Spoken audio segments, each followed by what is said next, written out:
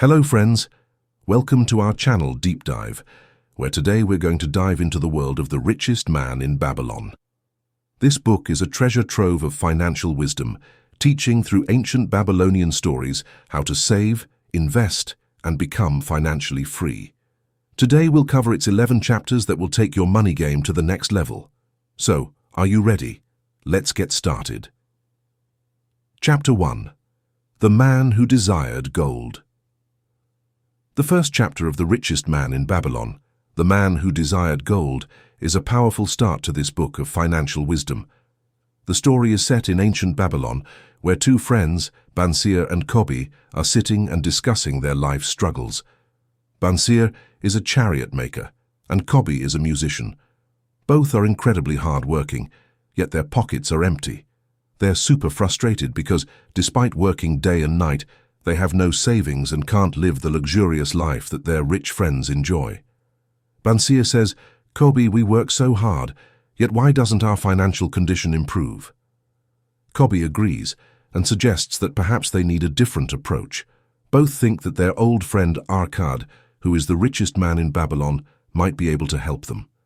Arkad was once just like them, middle class, struggling, but now he is super wealthy. Bansir and Kobi become curious about what Arkad did that they couldn't. The core message of this chapter is that wealth building begins with a burning desire.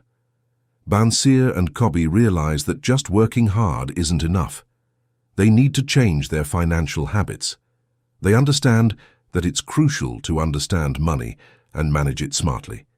This chapter sets the foundation for the bigger lessons in the rest of the book, like the 7 cures for a lean purse and the 5 laws of gold. A powerful takeaway from this chapter is that for financial success, you first need to change your mindset. Bansir and Kobi's struggle is relatable. We all, at some point, wonder why our income isn't increasing or why we don't have savings.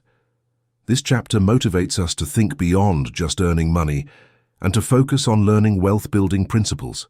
Their decision to meet Arkad is a spark that also inspires us to seek knowledge from successful people. In this chapter, Bansir and Kobi meet Arkad and ask, "Bro, how did you become so rich? We work day and night, so why are our pockets still empty?" Arkad smiles and shares his story. He explains that at one time, he was just like Bansir and Kobi, an ordinary man who was just surviving. But then he got the opportunity to learn from a rich moneylender, Algamish. Algamish taught him the first secret of wealth building. A part of all you earn is yours to keep. Arkad explains that he learned from Algamish that he should save at least 10% of his income every single time. This money is yours alone, not for bills or expenses. Arkad followed this rule and slowly started investing his savings. He says that just earning money through hard work isn't enough. You have to manage it smartly. He learned that money can work for you if you put it in the right place. The basic principle of Arkad's success was discipline and consistency in saving and investing. This chapter teaches us that the first step to creating wealth is to regularly save a portion of your income. Arkad's story is relatable because we all want our financial lives to be better. But for that to happen, we have to change our habits. Arkad's mantra, "Pay yourself first," motivates us to save for ourselves first, and then think about other expenses. This chapter sets the stage for the next one, where Arkad shares the 7 cures for a lean purse. Chapter 3. 7 Cures for a Lean Purse. Friends, now let's talk about Chapter 3 of The Richest Man in Babylon, titled 7 Cures for a Lean Purse. This chapter is an absolute game-changer because in it, Arkad, the richest man in Babylon, shares his wisdom on how to fill an empty purse. In the story, Babylon is sinking financially, and King Sargon is worried. He calls Arkad and says, "Arkad, you are the richest man in the city. Teach our people how they too can become wealthy." Arkad agrees and gathers 100 people to teach them the 7 cures. First cure, start thy purse to fattening. Arkad says to save at least 10% of your income. This money is only yours, don't spend it. Second cure, control thy expenditures. This means control your expenses. Spend money only on necessary things and avoid luxuries and fancies. Third cure, make thy gold multiply. Invest your savings so that they can grow. Fourth cure, guard thy treasures from loss. Choose smart investments, don't sink your money into risky schemes. Fifth cure, make of thy dwelling a profitable investment. Make your home an asset, for instance, by generating rental income. Sixth cure, ensure a future income. Plan for your retirement or future starting now. Seventh cure, increase thy ability to earn. Improve your skills so you can earn more. Arkad explains these rules through simple stories and examples. He states that these cures work universally, no matter how much you earn. This chapter teaches that wealth building is not magic, but the result of discipline and smart habits. Arkad's focus is on consistency. You can build great wealth by taking small steps. All these cures are practical and are totally applicable in today's modern world. For example, budgeting, avoiding risky investments, and upgrading skills. All of these are still relevant today. Chapter 4. Meet the Goddess of Good Luck. Friends, now we come to Chapter 4 of The Richest Man in Babylon, titled Meet the Goddess of Good Luck. This chapter explores the concept of luck and opportunity and explains how lucky people actually become lucky. Arkad, the richest man in Babylon, is sharing his wisdom with a group of people. He says that luck isn't some random thing, it can be created. People often think that luck comes from gambling or by chance, but Arkad shatters this myth. Arkad shares a story where people gather at the Temple of Learning and discuss what luck is. Some people say luck comes from gambling, like winning at dice games, but Arkad disagrees. He says that those who win at gambling are temporary winners who lose in the long term. Real luck is what comes from grabbing opportunities. Arkad's main point is, good luck comes to those who take action on opportunities. He gives an example of a merchant who regularly tried new business deals. He took risks many times and even failed a few, but his action-oriented approach eventually made him successful. Arkad says that if you ignore opportunities or procrastinate, luck will never find you. Instead, people who take action quickly attract the goddess of good luck. The core lesson of the chapter is that luck is the result of preparation and action. Arkad teaches that if you want to be financially successful, you must identify opportunities and jump on them without fear. Taking smart risks and putting in consistent effort brings luck to your side. This chapter motivates us not to remain passive. Instead, we should be active regarding market trends, new skills, or investment opportunities. Chapter 5. The 5 Laws of Gold. This chapter teaches the golden rules for growing and protecting wealth. Arkad, the richest man in Babylon, passes his wisdom to his son, Nomasir, to prove that he is ready to handle his father's wealth. Arkad gives Nomasir a bag of gold and a clay tablet on which the 5 laws are written. Nomasir is challenged to build wealth by following these laws. First law: gold cometh gladly, and in increasing quantity to any man who will put by not less than 1/10 of his earnings to create an estate for his future. This means save at least 10% of your income. Second law: gold laboureth diligently and contentedly for the wise owner who finds for it profitable employment. In other words, invest your savings smartly so they multiply. Third law: gold clingeth to the protection of the cautious owner who invests it under the advice of men wise in its handling. Invest cautiously and take advice from experts. Fourth law: gold slippeth away from the man who invests it in businesses or purposes with which he is not familiar. Don't invest without knowledge. Fifth law: gold flees the man who would force it to impossible earnings or who followeth the alluring advice of tricksters. Avoid unrealistic returns and fraud schemes. Nomasir follows these laws, but makes some mistakes at first. He loses money by trusting the wrong people, but then he takes these laws seriously and successfully builds wealth. Arkad's teachings show that wealth building is a game of discipline, knowledge, and patience. This chapter teaches us that just earning money isn't enough. It's crucial to manage and grow it correctly. Chapter 6. The Gold Lender of Babylon. Friends, we now arrive at Chapter 6 of The Richest Man in Babylon, titled The Gold Lender of Babylon. This chapter explores the world of lending and borrowing and teaches how to do it smartly. The story is about Rodan, a spearmaker who wants to borrow 50 gold coins from his master to help his sister's husband. But he is confused, so he goes to seek advice from Babylon's famous gold lender, Mathan. Mathan shares his wisdom with Rodan. He says that lending is a serious business. If you lend money without thinking, your gold will not return. Mathan's main lesson is, better a little caution than a great regret. This means you should investigate thoroughly before lending money. Mathan explains that he only lends money to people who have a solid repayment plan and are trustworthy. He teaches Rodan that it's essential to check the borrower's purpose, character, and capacity for repayment. Rodan gains clarity from Mathan's advice. He realizes that his sister's husband is probably not a reliable borrower because he doesn't have a clear plan. Mathan's story shows us that lending is not just about giving money. It's a game of trust and responsibility. There is also a lesson for borrowers. If you are taking a loan, ensure you have a solid plan for repayment. The chapter's core message is that whether you lend or borrow money, always use caution and wisdom. Chapter 7. The Walls of Babylon. Friends, now we come to Chapter 7 of The Richest Man in Babylon, titled The Walls of Babylon. This chapter highlights the power of protection and security, not just physically but also financially. The story is about the city of Babylon, which was famous for its strong walls.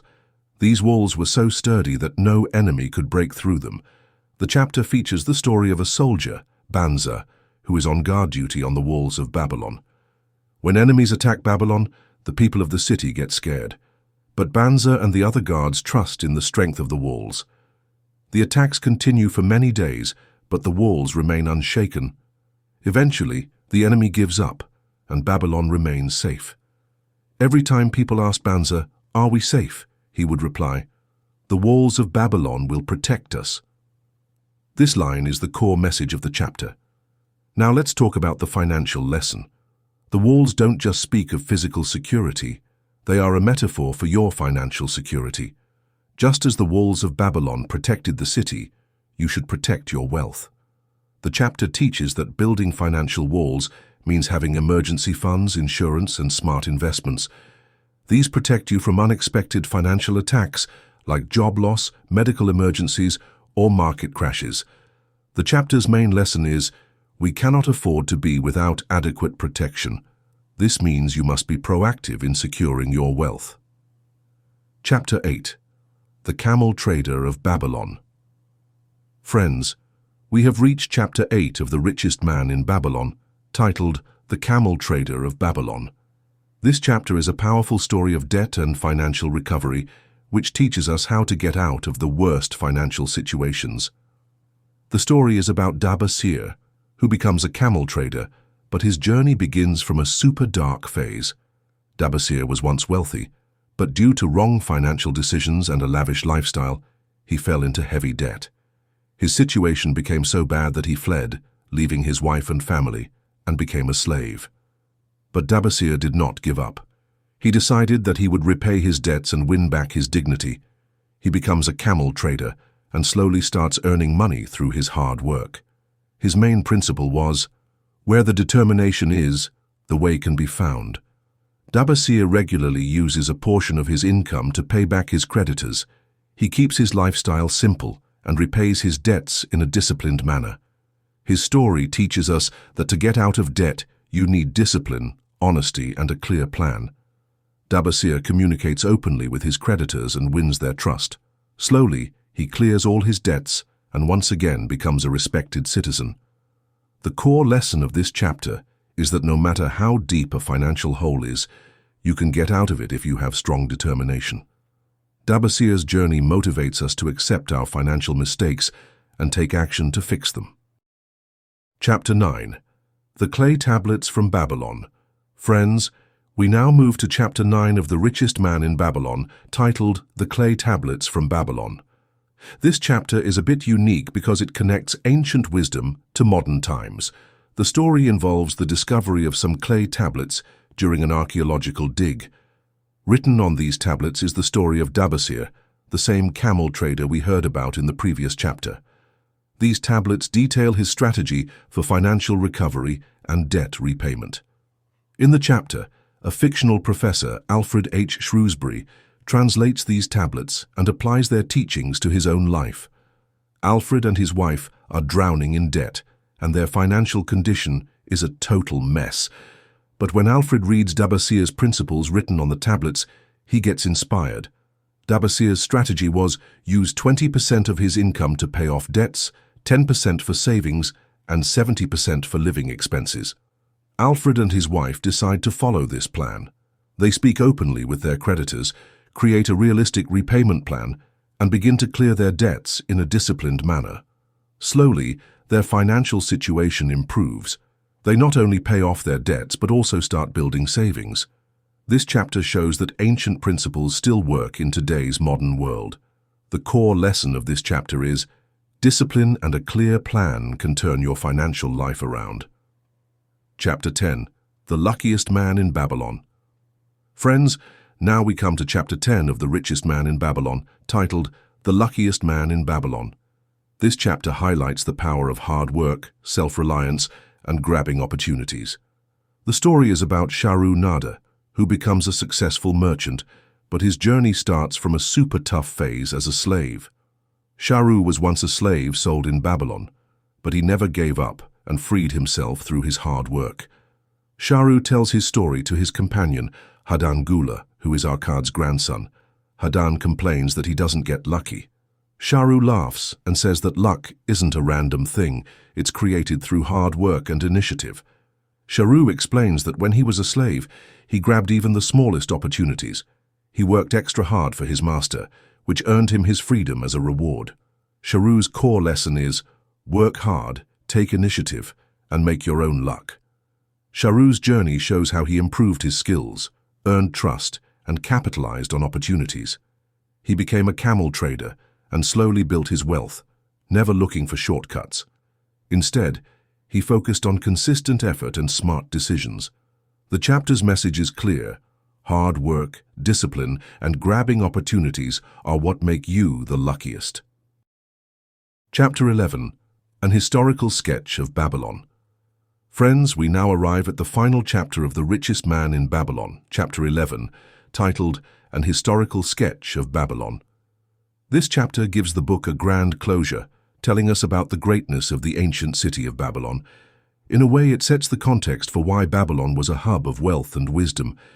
The chapter highlights Babylon's history, culture, and economic success, and shows why its people were so financially advanced. Babylon was one of the world's richest and most powerful cities, situated on the banks of the Euphrates River in Mesopotamia. Its walls, gardens, and temples were world famous. But the thing that made Babylon truly special was the financial intelligence of its people. They were masters of trade, commerce, and wealth building. The chapter explains that the people in Babylon took disciplined saving, smart investing, and risk management seriously. They had written records, contracts, and banking systems that were similar to the modern world's. The core lesson of this chapter is that Babylon's prosperity was not just due to its natural resources, but because of the financial habits and wisdom of its people. The principles we learned in previous chapters, like pay yourself first, make thy gold multiply, and guard thy treasures, were a part of Babylon's culture. The chapter shows that wealth building depends on universal principles that worked centuries ago and still work today. So, friends, this chapter reminds us that financial success is not magic, but the result of consistent effort and smart decisions. So, friends, this was the complete summary of The Richest Man in Babylon. These 11 chapters have taught us that we can build wealth with discipline, smart investing, and patience. Now you tell us, which lesson did you find the most inspiring? Share in the comments and don't forget to subscribe to our channel for more awesome book summaries.